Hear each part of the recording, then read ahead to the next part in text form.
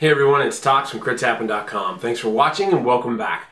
We're here with another critique, this time of a game that, well, quite frankly, I think most people are expecting me to do 5 tribes before I do this one. What am I talking about? Well, I'm talking about Bruno Cathala. Bruno is a world-famous designer. He has done many great games. And this year at Gen Con 2014, 2 games of his were on premiere. One was 5 Tribes, which you've seen on our Facebook and Twitter posts playing a lot of lately. But more importantly for me, and one that I wanted to go over today, is Abyss. Now, Abyss is, quite frankly, getting a little overshadowed, I think, by 5 Tribes. 5 Tribes is a great game, don't get me wrong. But Abyss is something that I think is both a great game and an artistic experience. So, let's take a look at what this set collecting, lore drafting game is all about. We're going to grab our pearls and we're going to go deep under the sea and jump into the world of Abyss. Okay, so here we see everything set up for a 4-player game of Abyss.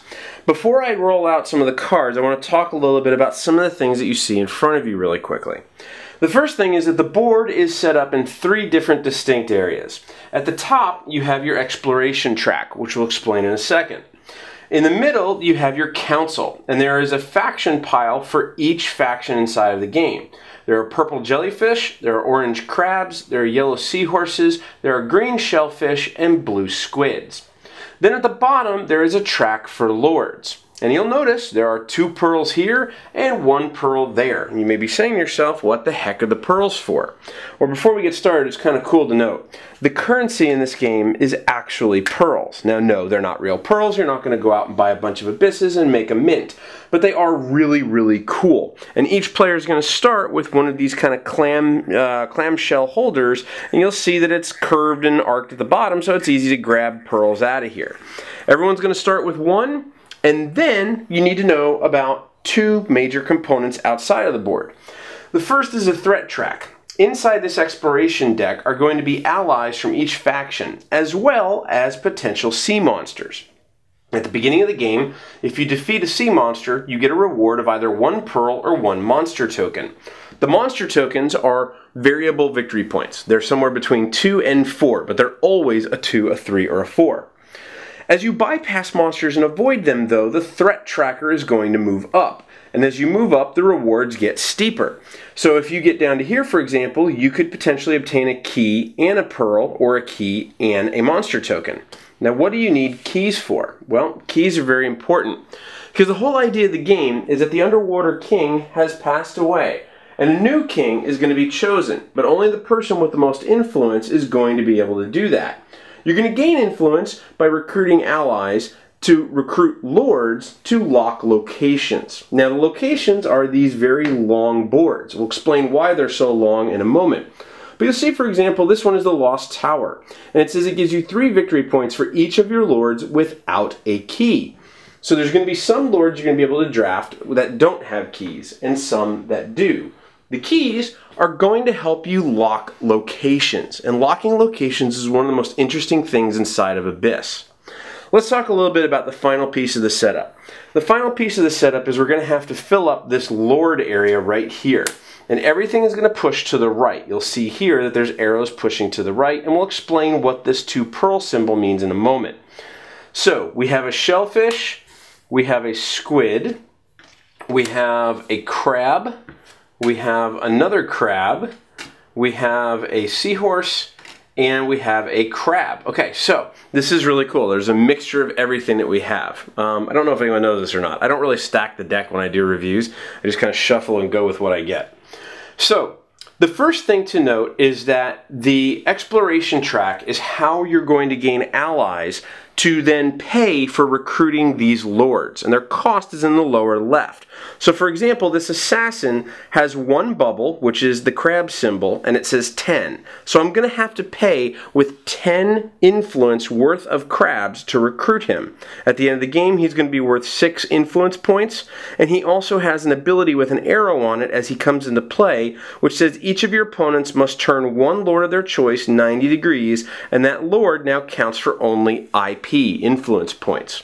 So he's going to be able to destroy one of your opponent's lord's abilities, which is really cool.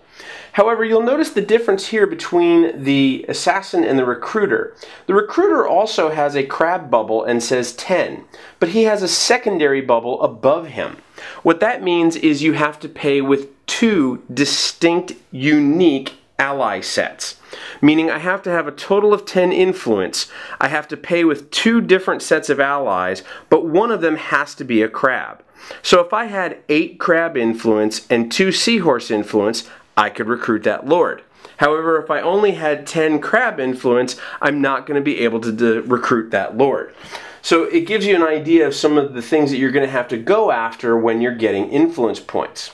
So, how do you gain allies to or affiliates to help you recruit these lords? Well, on the very first turn, the only thing you're going to be able to do is to go exploring. The lord area is filled up. Normally you have an option to add more lords here, but we're not going to do that right now because it's the beginning of the game. You also have an option to potentially request help from the council, but there is no cards in the council right now. We'll show you how they get in there. So as first player, I'm going to have to choose to explore. Exploring is very simple. You flip over the top card of the exploration deck. Now here it shows that it's a crab and it's worth an influence of 2. Starting with the player on my left, each player has the option to buy that card. If they do, they have to give me 1 pearl. So let's say this is me here, and let's say this is the next player and the third player and the fourth player. Let's say the next player says, no, I don't want that.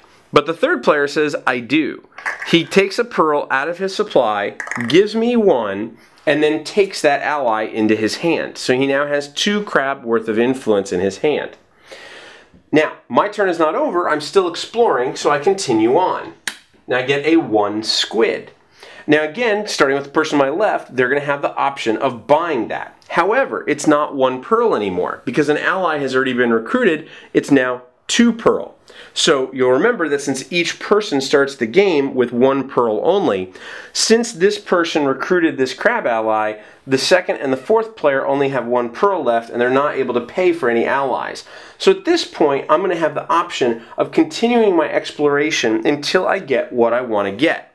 Because if no other player can buy the cards that I'm exploring, then I can choose to get them for free. But I do have to give them the option of purchasing the cards. Now I don't want the squid lord here, so I'm going to flip over the next one, and I get a jellyfish for 4, which is really good, but there's no jellyfish lords, so I may want to hold off and see if I get something better. So I'm going to continue to explore. And I get a sea monster. Now, when a sea monster comes out, you have 2 options. You can either fight it and defeat it, or you can bypass it. Fighting and defeating is really simple. You just say you're going to fight it and defeat it, and you defeat it and get what the rewards are. But if you do, that ends your turn. If I bypass it, then I can move on to the next card in the deck. However, I must move the threat track up 1. So I'm going to do that in this case. I'm going to bypass that sea monster. And if anyone's wondering, there's 6 total sea monster cards in that exploration deck. So I would flip over the next card and I would get a 3 shellfish.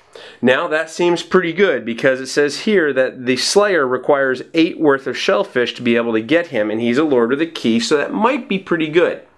The value of these cards in the exploration deck go between 1 and 5, and as you can imagine, there are more 1s than there are 5s. However, I'm going to take a gamble, and I'm going to hope that the last card that I could roll over is potentially higher than that 3. I take a gamble, and I don't. I get a 1 seahorse. Now, normally, we're going around the table with each person having the option to buy, but again, since the second ally is going to cost 2 pearls, neither the second or the fourth player can afford that. The third player is already bought and has no pearls, so I'm just continuing to explore here. But since I've reached the end of the exploration track, I must take that last card. So I do take this 1 seahorse and put that into my hand. However, since I made it to the end of the exploration track, I also get to take 1 pearl from the bank and add that to my supply. So I now have 3 pearls total. Now while that didn't pay off for me in terms of getting a high influence ally, I do have 3 pearls now, which could help me for purchasing possibly 2 allies on the next turn. Now anything that doesn't get recruited goes down to the council. So they will go to their respective places. The squid goes here, the jellyfish goes here, and the shellfish goes here. The sea monster would get discarded to a discard pile, and it would move to the next player's turn. Now they would have their option for their action. Now the actions consist of exploring, recruiting help from the council, or purchasing and recruiting a lord.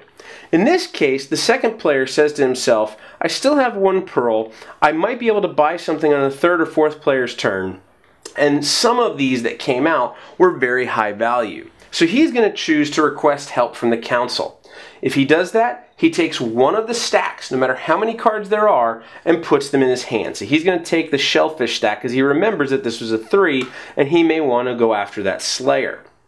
Then the third player would go. The third player decides he is going to take the jellyfish. He's going to take that 4. And even though there's no lord that's a jellyfish lord out, he is going to get a higher recruit value or higher value ally to be able to possibly recruit one later on. Now between these two, he has a total of 6. So if he's trying to get the recruiter, that could be really, really good. He's only 4 away. So then it goes on to the fourth player's turn, and he knows that this is a value 1 squid, so it may not be worth it for him. So he's going to go ahead and start exploring. He's going to immediately get a sea monster, and he's going to say to himself, well, I really would like to be able to get some cards here, but I still have a pearl that I could buy on someone else's turn. If he chooses to defeat the monster, this reward level is an option of 2 pearls, a pearl and a monster token, or 2 monster tokens. So he's going to gamble and he's going to take the 2 monster tokens. He does not reveal these to the public, but he can look at them and he sees that there's a 3 and a 2. So he puts those down next to him and he now has 5 victory points. This gets discarded and that would be the end of his turn.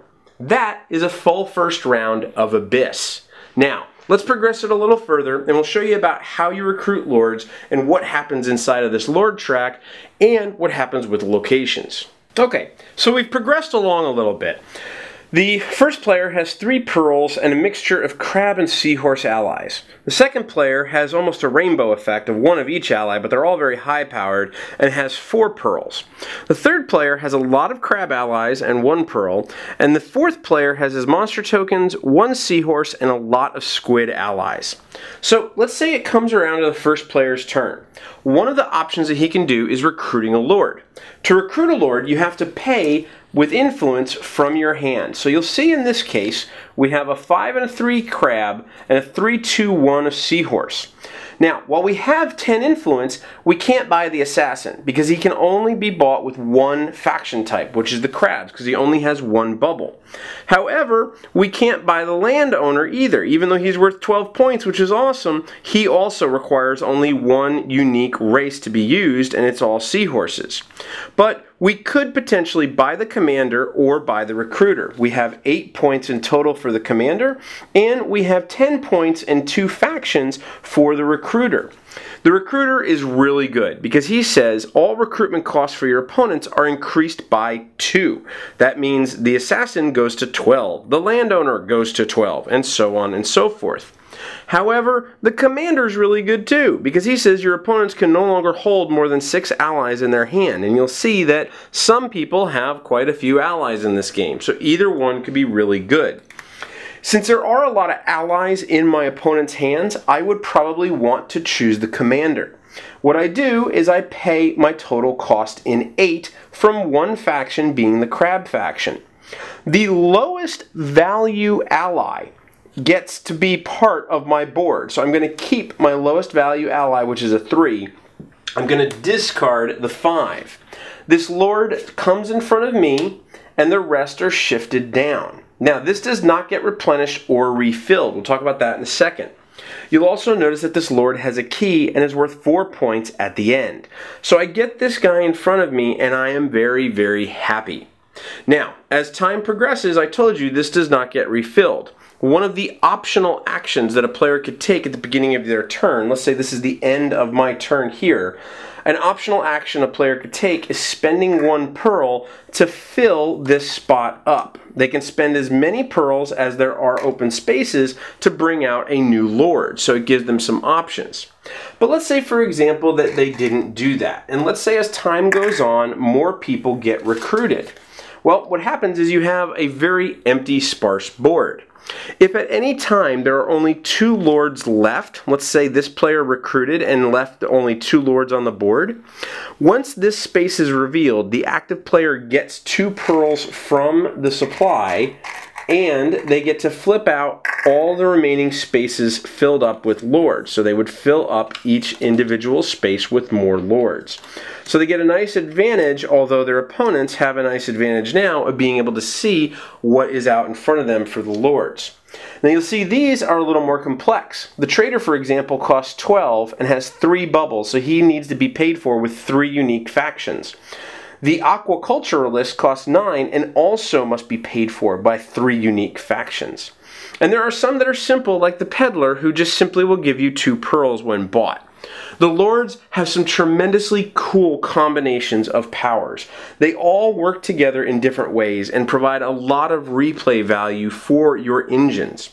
Now, for example, my lord had said your opponents can no longer hold more than 6 allies. So my opponent over here may look at this and go 1, 2, 3, 4, 5, 6, and he's still trying to get 8 points to get that diplomat.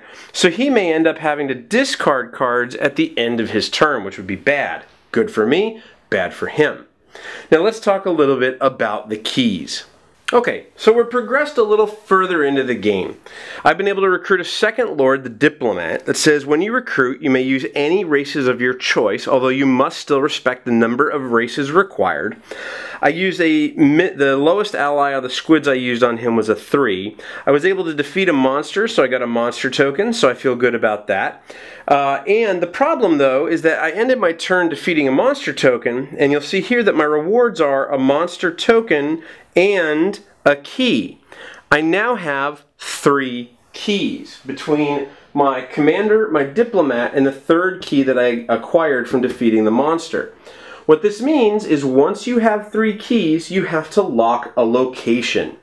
Now locations are great because they give you bonuses and they will accrue and amass bonuses throughout the game depending on different things that they say. For example, again, the one that's revealed right now says the Lost Tower, 3 points for each of your lords without a key. Well, that's great, but right now both lords that I've recruited have 2 keys, so it's not really going to give me anything. So I have an option here. I can dig through the locations and start from the top and go 1, 2, 3, or 4 locations down. However, whatever location I don't lock, they will become face up and the other players will know what they are and have more of an advantage strategically to potentially go after those locations. Now in this case, this is not worth it for me, so I'm going to dig a little bit, and I'm going to dig 3 down. So I'm going to take the top 3 and look at them. I have the Sanctuary. 3 points for each of your affiliated allies from the jellyfish race, plus an additional 4. Well, I don't have any allies from my jellyfish races. I just have squid and crabs. The next one says the Abyss. 2 points for each guild you have at least 1 lord from to a maximum of 12. That could be good. I have 2 different lords from 2 different factions. Then the Barracks. 2 points for each of your soldier lords plus 7. The crabs are your soldier lords. So that could be very good as well. I think because of what's out on the board right now, though, it might be better for me to go with the Abyss. Now, when you take a location, you lock the location, meaning you have to spend all of your keys and all of your lords with keys for a total of 3. These go back in face up, so people are going to be able to see what those are for future buys and dig deeper into the stack if they choose to do it. But I discard my 3rd key token, and the other 2 go under here to lock. Now you'll notice the way that these lock means their abilities are covered. That means I don't have use of their abilities anymore. That is part of the biggest strategic advantages and disadvantages inside of Abyss. While it was great that my allies were not able to hold 6 cards in their hand, and I was able to recruit using any of the factions I want, I've now lost that. My opponents can now have as many allies as they want in their hands, and I have to respect the classes or the factions of each of the purchases that I make. I'm getting more points, but I'm losing my engine abilities, and that's part of the evolution of Abyss. You have to plan ahead in terms of what you're going to acquire lord-wise and key-wise to determine what locations you're going to lock and how you're going to evolve your game engine. Now, you may also notice one final piece on here, that there are lords that are out on the board now that have these 5 bubbles. These are wild card lords, essentially. And these lords are not part of a faction. They're considered to be ambassadors. They all have 3 keys, which means that they each are allowed to control a location all by themselves. And it's important to remember that if you acquire one of them, you're going to immediately lock a location. You'll also notice that, for example, the Elder tells you specifically you have to use 5 different factions and you have to spend 10 points. He says draw 3 locations, place 1 under your control using the keys from this lord, and make the other 2 available. So while they're worth minimal points, they're very quick ways to lock locations and gain advantages. They're also a great way, for example, if I didn't end my turn defeating a monster and was forced to lock a location and keeping my 2 lords in play, if I locked an elder and recruited an elder, I could lock him in the location and keep my engine moving along. So there's a lot of really unique options that you're going to get inside of Abyss with those ambassadors. Now, to give you a quick idea, the soldiers, which are the crabs, are not very popular and are worth fewer influence points, but the powers are very useful against opponents, as you saw with the commander. The farmers, which are the yellow seahorses, have no powers but are worth a lot of influence points. In the game, they're considered to be farmers of this item called Sargasso, which is algae that's kind of sought by everybody. The politicians, which are the blue squids, are widely disliked and have very few scruples, but they're very useful to sway the control of lords. The mages, which are the purple jellyfish, are gifted at obtaining favors from allied races. So for example, the alchemist here says, when you request support from the council, add 2 stacks to your hand instead of 1. So if I were to draw these jellyfish, I would get both the jellyfish and 1 other council stack. That can be really, really powerful. The merchants, which are the green shellfish, give you pearls, which without you're not going to be able to harvest different things from the exploration. And then the ambassadors, as we talked about, will allow you to more easily gain control of locations without disrupting your engine. Each faction brings its own unique feel, and each combination of allies and lords that you use are going to make each game of Abyss completely different. And that is one of the things that I absolutely love about this gorgeous game from Charles Chevallier and Bruno Cathala.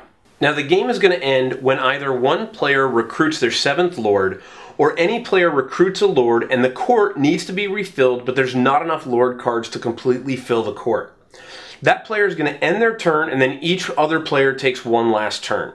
And finally, and this is always important because some people forget this, each player is going to take the lowest value ally of each race they still hold in their hand and play it in front of them, and all other allies are then discarded. To add up your influence points, you take the points from the locations you control, the lords you've recruited, the strongest ally from each race. So if I have a 1 squid and a 3 squid, the 3 squid is going to add its 3 points to my influence points. And then the monster tokens that you may hold from defeating the monster. The player with the highest influence point total is going to win the game and become the new king of the Abyss. If there's a tie, the player with the most pearls wins. And if there's still a tie, the one with the highest value lord wins. Not total lords, but lord. So that is Abyss. Now, as you can tell, I really, really like Abyss. I think it's a great game. I think it is simple, I think it is easy to teach, and I think it's something that most people are going to enjoy multiple gameplays of. The obvious is it's gorgeous. It is an absolutely beautiful game. And I'm going to get a little nitpicky here. I think the game could have been physically smaller than what it really is. Now, that's not too much of a problem because the artwork is gorgeous, but to give you an example, when you lock the lords underneath the locations, their powers don't really matter anymore. So you can just stack them up and have their scores showing. Now, if you pan them out, you can see all 3 of the lords' artwork across the width of that location tile. But I think there could have been some advantageous, decisions to be made on shortening the length of that location tile and stacking the lords underneath it.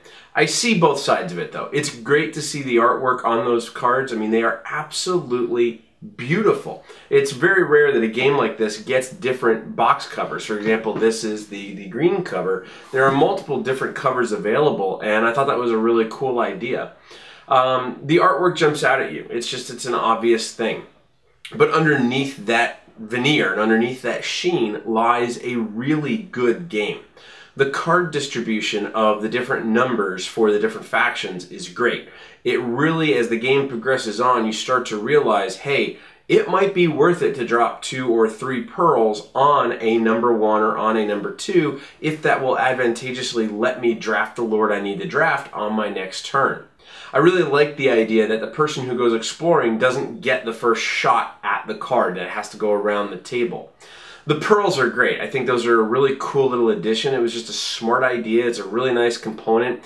The clamshell cups are really nice, being able to hold on to them and just, kind of be arced on the bottom so you can pull them out. So really, really good design component quality choices there. I think the board, the threat track, I think that could have actually been on the board itself. The board is big and it takes up a lot of room in addition with all of the locations you lock and the lords that you draft. To give you an example, we have a 42-inch table that we play, a square table, and in a 4-player game of this, it's really tight and really, really scrunched in.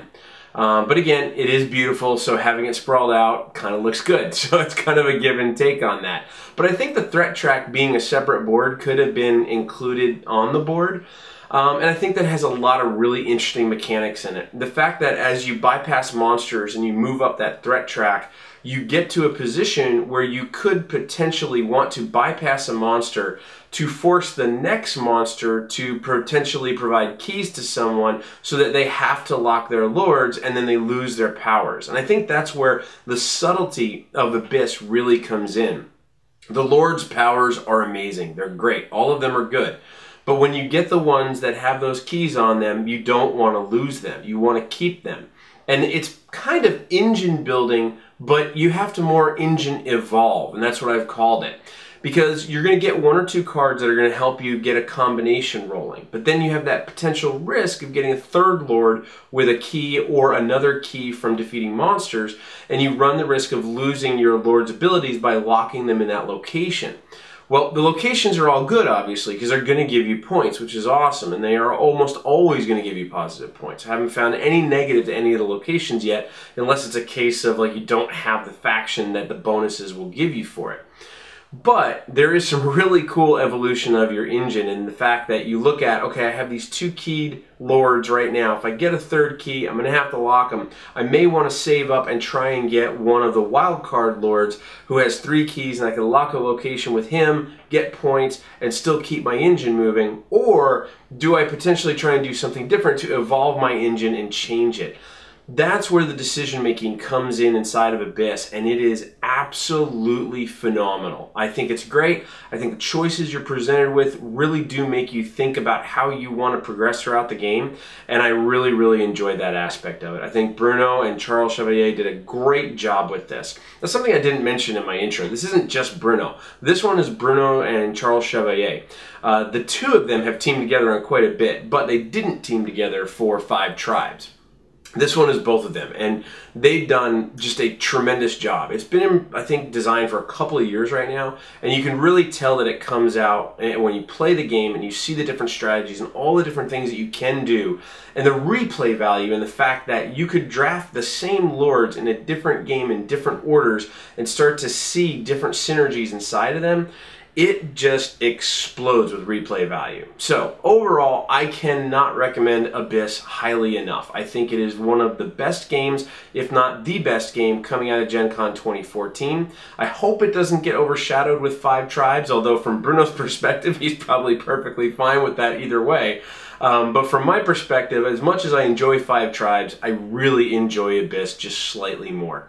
So, let us know what you think. Are we spot on or are we completely off? Don't forget, you can go over to critshappen.com and you can vote on if this is a crit, a hit, or a miss in your opinion.